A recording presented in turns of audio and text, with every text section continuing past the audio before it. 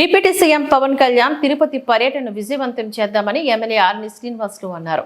తిరుపతిలో ఓ ప్రైవేట్ హోటల్లో ఆదివారం జరిగిన చిత్తూరు జిల్లా జనసేన పార్టీ సమావేశంలో ఎమ్మెల్యే మాట్లాడారు. సనాతన ధర్మ పరిరక్షణకు ప్రాయశ్చిత దీక్ష ప్రారంభించిన పవన్ కళ్యాణ్ తిరుమలకు వస్తున్నారంటూ తెలిపారు.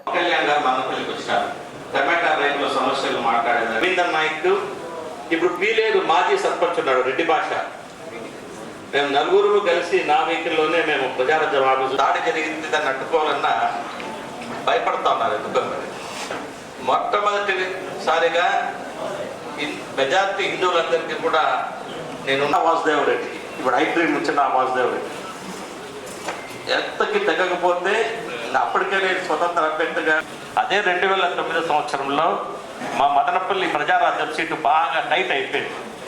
ఎవరికి దివంగత మిత్రులు 4వ సంవత్సరంలో నేను స్వతంత్ర అభ్యర్థిగా మదనపల్లిలో పోటీ చేసినప్పుడు జస్ట్ 4000 ఓట్లతో ఓడిపోయాను. దురదృష్టవశాత్తు నాకు ఇచ్చిన సింపుల్ కన్ఫ్యూజ్ అయిపోయి అందరూ కూడా నాకు అదృష్టమో దురదృష్టమో పుంగనూరు పాలెంపల్లి గ్రామంలో అది పెద్ద క్రషర్ ఉంది.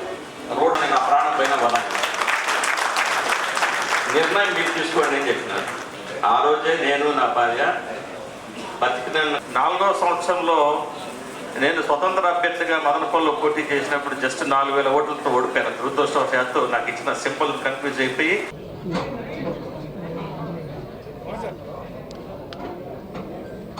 మన జనసేన పార్టీ అధ్యక్షులు గౌరవనీయులు ఉప ముఖ్యమంత్రి పవన్ కళ్యాణ్ గారు 1వ తారీఖు సాయంకాలం 4 గంటలకు రేణిగుంట ఎయిర్పోర్ట్లో దిగుతున్నారు.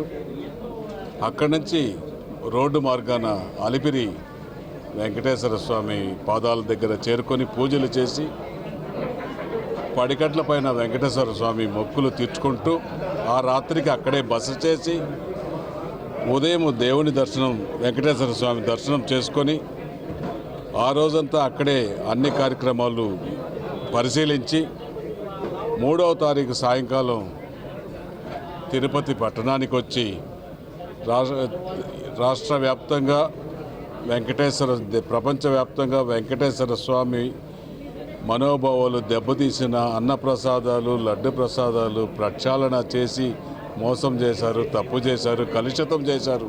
అవన్నిటినీ కడిగి 12 రోజులు దీక్ష చేసుకొని దేవుని దర్శనం చేసుకున్న తర్వాత తిరుపతికి వచ్చి 3 గంటలకు వారాహి సభ చేసి ప్రజలకు ఎలా తప్పులు జరిగాయో అవన్నీ తెలియజేయడానికి కోసం వారాహి సభ కూడా తిరుపతి పట్టణంలో 3వ తారీఖు 3 గంటలకు జరుగుతుందనేది కూడా ఈ సందర్భంగా